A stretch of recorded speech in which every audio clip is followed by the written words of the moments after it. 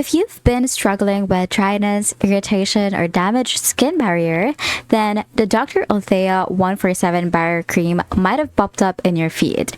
I've seen countless people call this their holy grail moisturizer, so I decided to test it myself for 3 weeks.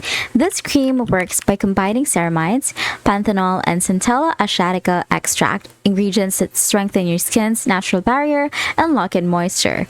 It's meant to calm redness while creating a smooth, hydrated finish.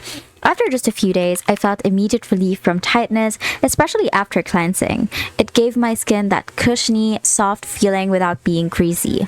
Over time, I noticed my face looked calmer and less reactive. Even makeup went on smoother because the dry patches were gone. The only downside is that it can feel heavy in hot weather or for oily skin types. Also, it's fragrance-free, which some might find a bit clinical, but for those with dryness or sensitivity, Dr. Althea 147 is one of the few barrier creams that truly heal rather than just coat.